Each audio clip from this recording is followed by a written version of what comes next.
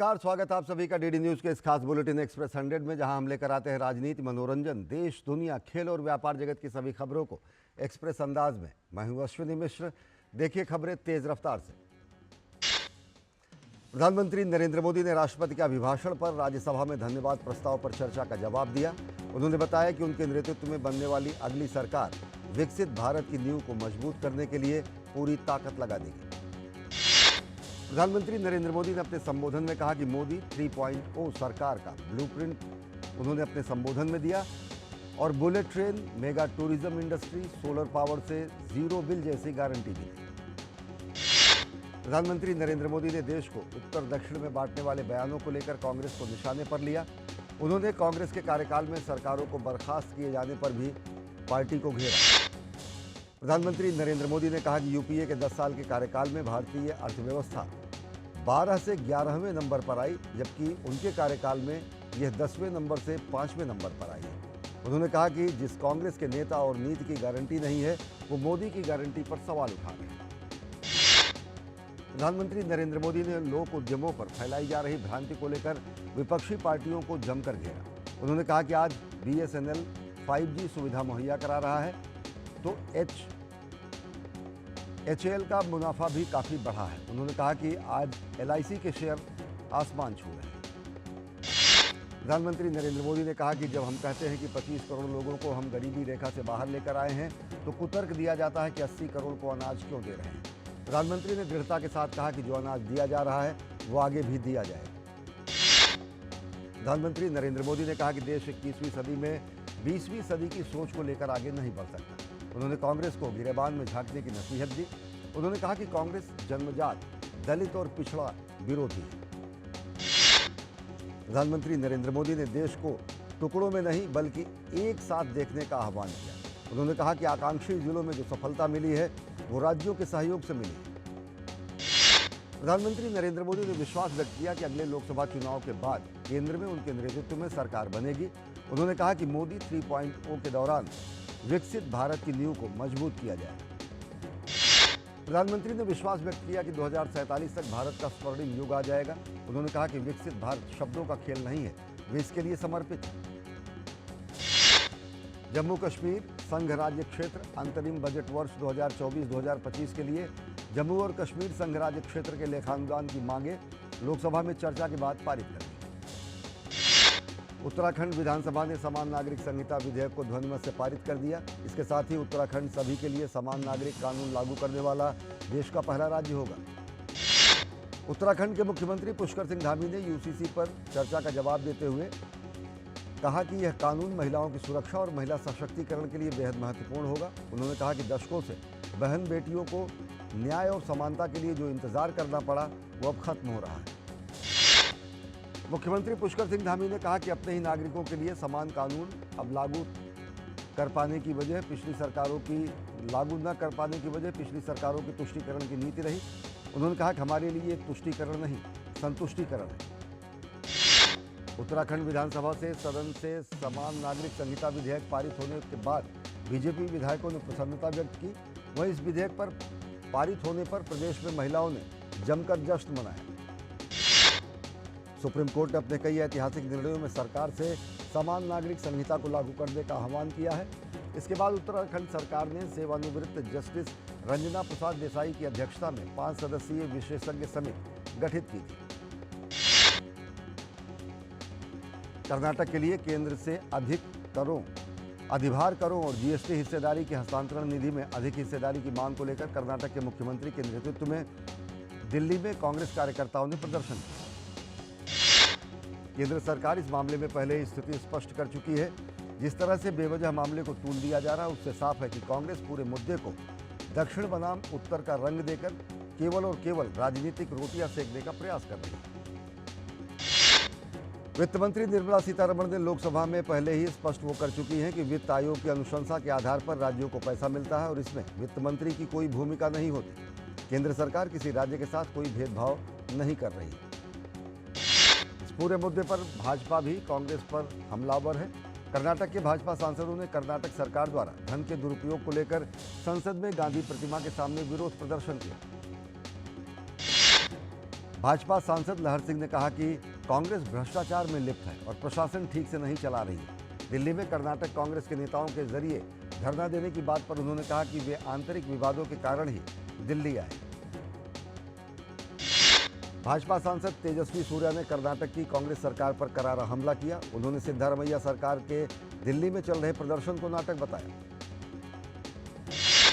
केंद्रीय वाणिज्य एवं उद्योग मंत्री पीयूष गोयल ने नई दिल्ली के भारत मंडपम में यूथ फॉर इक्वलिटी भारत महोत्सव 2024 में हिस्सा लिया।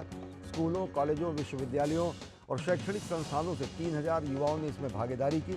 इस आयोजन से भारतीय गुणवत्ता परिषद द्वारा यह आयोजन किया गया। राष्ट्रीय गुणवत्ता पखवाड़ा का भी समापन हुआ। राष्ट्रपति द्रौपदी मुर्मू ने दिल्ली मेट्रो में यात्रा की। राष्ट्रपति ने केंद्रीय सचिवालय पहुंचकर दिल्ली मेट्रो के सुविधाजनक सफर का आनंद लिया। उनकी इस यात्रा का उद्देश्य शहरवासियों से दैनिक अनुभवों से जुड़ना है। उत्तराखंड में कांग्रेस नेता और पूर्व मंत्री हरक सिंह रावत के खिलाफ प्रवर्तन निदेशालय ने बड़ी कार्रवाई करते हुए दिल्ली, चंडीगढ़ और उत्तराखंड में छापेमारी की। इन 3 राज्यों में 16 ठिकानों पर ईडी की छापेमारी हुई।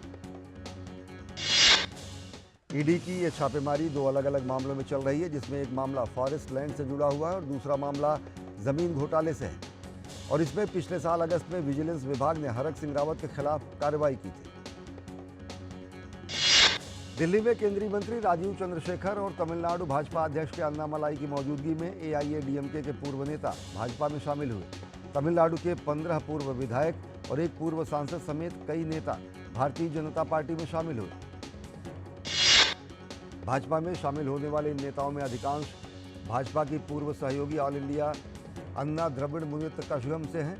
केंद्रीय मंत्री राजीव चंद्रशेखर और एल मुरुगन और प्रदेश भाजपा अध्यक्ष के अन्नामलाई की मौजूदगी में इन नेताओं ने भाजपा की सदस्यता ग्रहण की। चंडीगढ़ में एनएसयूआई कार्यकर्ताओं ने मेयर चुनाव नतीजों को लेकर भाजपा के खिलाफ प्रदर्शन किया। प्रदर्शनकारियों को तितर-बितर करने के लिए पुलिस ने पानी की बौछार की। केंद्रीय आयुष मंत्री सर्बानंद सोनोवाल ने नई दिल्ली में भारतीय चिकित्सा पद्धति राष्ट्रीय आयोग के कार्यालय के नवनिर्मित भवन का उद्घाटन किया। इस मौके पर आयुष मंत्री ने कहा कि बीते 8 साल में आयुष क्षेत्र में कई महत्वपूर्ण काम हुए। शरद पवार गुट को एनसीपी शरद चंद्र पवार नाम मिल गया है। चुनाव आयोग ने गुट के लिए इस नाम को मंजूरी दी है। शरद पवार गुट की तरफ से पेश तीनों नामों में से एक को आयोग ने मंजूरी दी है। केंद्रीय मंत्री गजेंद्र सिंह शेखावत ने दिल्ली में कहा कि प्रधानमंत्री नरेंद्र मोदी के नेतृत्व में इंफ्रास्ट्रक्चर के नवनिर्माण की एक क्रांति देश में चल रही है। केंद्रीय मंत्री नितिन गडकरी ने भाजपा के वरिष्ठ नेता लालकृष्ण आडवाणी से दिल्ली में उनके आवास पर मुलाकात की। नितिन गडकरी ने लालकृष्ण आडवाणी को भारत रत्न दिए जाने की घोषणा पर शुभकामनाएं दी। न्यूज पोर्टल सब लोकतंत्र के संस्थापक रचित कौशिक को पंजाब पुलिस द्वारा उठाए जाने का मामला तूल पकड़ रहा है। पंजाब के 4 पुलिसकर्मियों ने उन्हें मुजफ्फरनगर से गिरफ्तार किया। कौशिक के परिवार का कहना है कि गिरफ्तारी दिल्ली के मुख्यमंत्री अरविंद केजरीवाल के बेटे पुलकित के बारे में वीडियो बनाने के बदले के तौर पर की गई। 53 साल पुराने केस में अदालत का फैसला आने के बाद उत्तर प्रदेश में बागपत के बरनावा गांव स्थित लाक्षागृह की सुरक्षा व्यवस्था कड़ी कर दी गई। छत्तीसगढ़ में कांग्रेस की सरकार में कोयला लेवी घोटाले को रोकने के लिए भाजपा की विष्णुदेव सरकार ने बड़ा फैसला लिया है। अब लेवी की वसूली को रोकने के लिए सरकार ने कोल परिवहन और परमिट लेने की प्रक्रिया ऑनलाइन करने की घोषणा की है। प्रवर्तन निदेशालय ने छत्तीसगढ़ में कोल लेवी के नाम पर 540 करोड़ रुपए वसूले जाने का मामला उजागर किया है। अब इस तरह की वसूली को रोकने के लिए सरकार ने जो कदम उठाया है, उससे कोयला व्यापारी और ट्रांसपोर्टरों को बड़ी राहत मिलेगी। दिल्ली के राउज एवेन्यू कोर्ट ने दिल्ली आबकारी घोटाला मामले में मुख्यमंत्री अरविंद केजरीवाल की ओर से ईडी के समन को लगातार नजरअंदाज करने पर उनको 17 फरवरी को कोर्ट में पेश होने का निर्देश दिया है। दिल्ली शराब नीति मामले में केंद्रीय जांच एजेंसी द्वारा जारी समन का पालन नहीं करने पर प्रवर्तन निदेशालय ने मुख्यमंत्री अरविंद केजरीवाल के खिलाफ अदालत का दरवाजा खटखटाया था। और बुलेटिन में फिलहाल वक्त एक छोटे से ब्रेक का। देखते रहिए डीडी न्यूज। साल, बरस और सदी नहीं, एक युग गुजर जाएगा। उम्र न पूछो वंडर की, जब फर्क नजर आएगा। वंडर सीमेंट, फर्क नजर आएगा।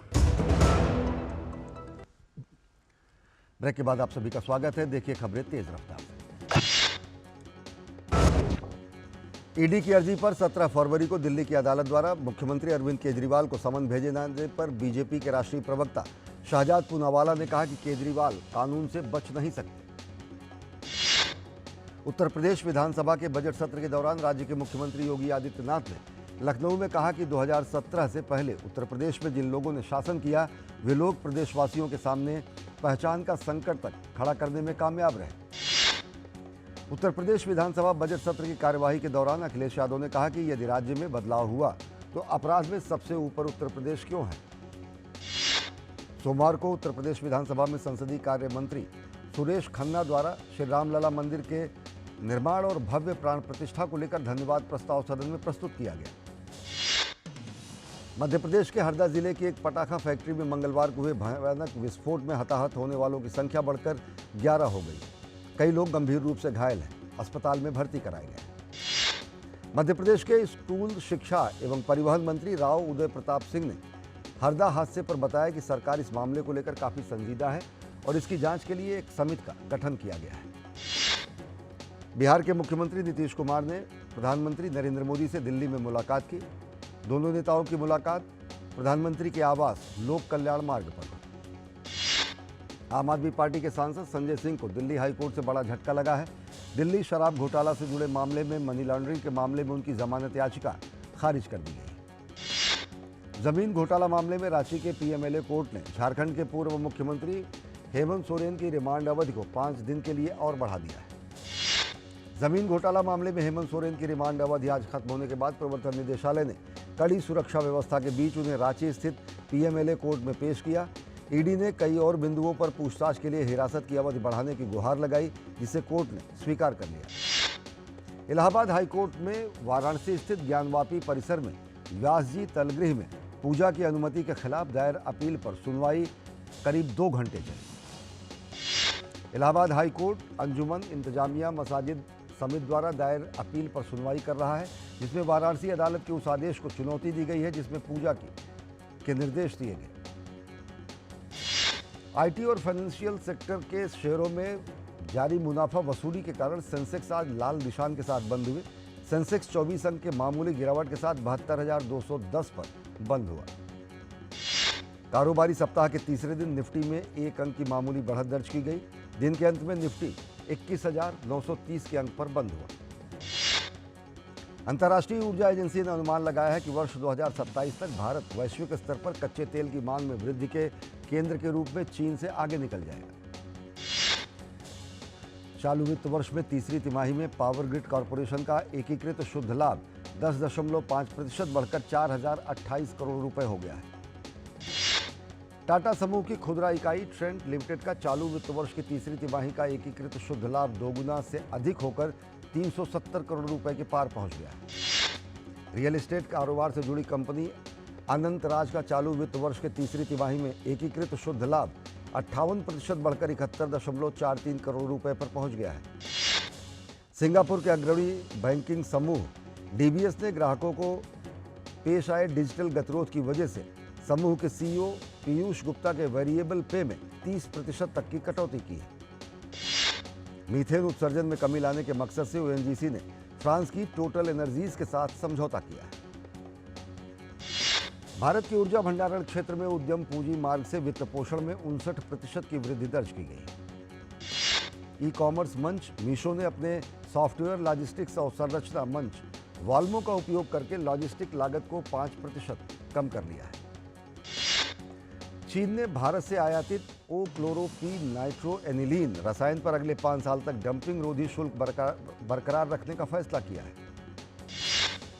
देश में पिछले 1 साल में शाकाहारी थाली की कीमत में 5% की बढ़ोतरी दर्ज की गई है, वहीं मांसाहारी थाली की कीमत में 13% की कमी आई है।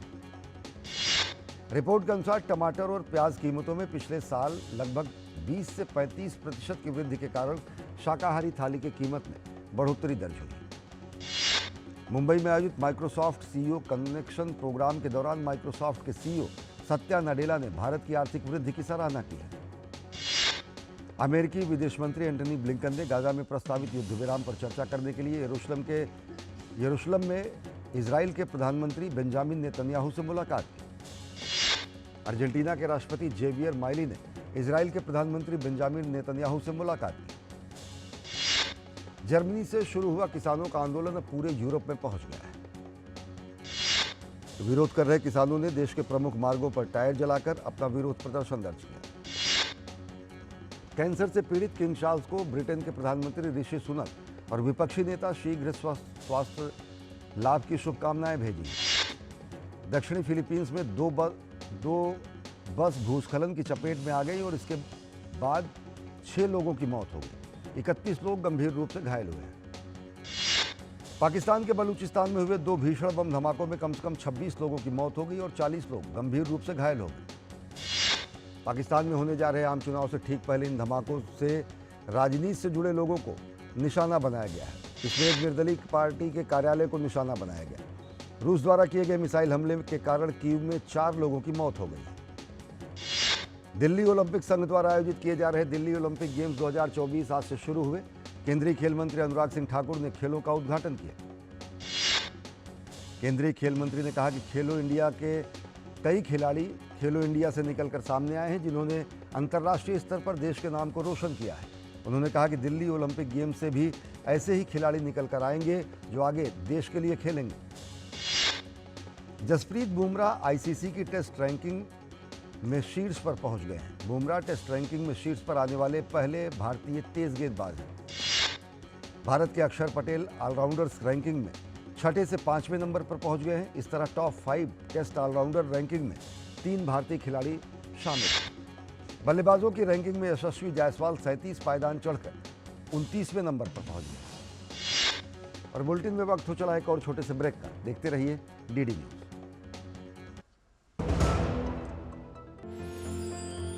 साल बरस और सदी नहीं, एक युग गुजर जाएगा। उम्र न पूछो वंडर की, जब फर्क नजर आएगा। वंडर सीमेंट, फर्क नजर आएगा। ब्रेक के बाद आप सभी का स्वागत है। देखिए खबरें तेज रफ्तार से। शुभमन गिल 14 स्थान की बढ़ोतरी के साथ अपने करियर के सर्वश्रेष्ठ 38वीं रैंकिंग पर पहुंच गए। दिल्ली कैपिटल्स के कोच रिकी पोंटिंग ने कहा कि ऋषभ पंत आईपीएल 2024 के लिए तैयार है। न्यूजीलैंड ने दक्षिण अफ्रीका को पहले टेस्ट में 281 रन से हरा दिया। जीत के लिए मिले 529 रन के लक्ष्य का पीछा करते हुए दक्षिण अफ्रीका की टीम 247 रन ही बना सकी। पाकिस्तान क्रिकेट बोर्ड को मोहसिन नकवी के रूप में नया अध्यक्ष मिला है। वे 3 साल के लिए इस पद पर नियुक्त किए गए हैं। जिम्बाब्वे T20 विश्व कप के बाद भारत के साथ 5 मैच की T20 सीरीज की मेजबानी करेगा। सीरीज की शुरुआत 6 जुलाई से होगी और ये 14 जुलाई तक चलेगी। श्रीलंका महिला क्रिकेट टीम की कप्तान चमारी अटापट्टू ने कहा है कि वुमेन्स प्रीमियर लीग में उनकी अनदेखी उन्हें और बेहतर करने की ऊर्जा प्रदान करेगी। जॉर्डन की फुटबॉल टीम की पहली बार एशियन कप के फाइनल में पहुंच गई है। टीम ने दक्षिण कोरिया के खिलाफ 2-0 से जीत हासिल की है। एफए कप के चौथे दौर के रिप्ले मैच में साउथहैम्पटन ने वॉटफोर्ड की टीम को 3-0 से हरा दिया। लीड्स यूनाइटेड ने भी प्लायमाउथ को 4-1 से शिकस्त दी। मिस्र की फुटबॉल टीम ने होसाम हसन को राष्ट्रीय टीम का तकनीकी निदेशक नियुक्त किया है। फिल्म हनुमान ने बॉक्स ऑफिस पर नया कीर्तिमान स्थापित किया है। रिलीजिंग के महज 25 दिन में हनुमान ने वर्ल्ड वाइड बॉक्स ऑफिस पर 300 करोड़ का शानदार बिजनेस किया है। मार्वल स्टूडियोज की सीरीज वंडरमैन के सेट पर हुए हादसे में एक क्रू मेंबर की मौत हो गई। कई साल से सिल्वर स्क्रीन से नदारद रहने के बाद अभिनेता इमरान खान एक बार फिर वापसी करने जा रहे हैं। इमरान फिल्म जाने तू या ना जाने के सीक्वल के साथ बड़े पर्दे पर वापसी कर सकते हैं। दिग्गज अभिनेता रजनीकांत फिल्म लाल सलाम सेंसर बोर्ड से पारित हो चुकी है। सेंसर बोर्ड की ओर से फिल्म को U/A सर्टिफिकेट मिला है। कॉमेडी से भरपूर कोर्ट ड्रामा पर आधारित वेब सीरीज मामला लीगल है 1 मार्च से नेटफ्लिक्स पर प्रसारित होगी। अभिनेता जॉन अब्राहम की आगामी फिल्म वेदा का पहला पोस्टर जारी हो गया है। वरुण धवन की आगामी फिल्म बेबी जॉन का नया पोस्टर जारी हो गया है। नए पोस्टर में वरुण बेहद खूंखार तेवर में नजर आ रहे हैं। रणबीर कपूर स्टारर रामायण के लिए साई पल्लवी को सीता के किरदार के लिए फाइनल किया गया है। फिल्म आखिर पलायन कब तक का सेंसिटिव टीजर रिलीज हो गया है। फिल्म की कहानी वक्फ बोर्ड की दादागिरी से पीड़ित लोगों के जीवन पर आधारित है। साउथ सुपरस्टार पवन कल्याण की बहुप्रतीक्षित फिल्म ओजी की रिलीज डेट से पर्दा उठ गया है। फिल्म को इसी साल 27 सितंबर को रिलीज किया जाएगा। तो बुलेटिन में फिलहाल इतना ही। देश और दुनिया की ताज़ा तरीन खबरों के लिए देखते रहिए डीडी न्यूज़। नमस्कार।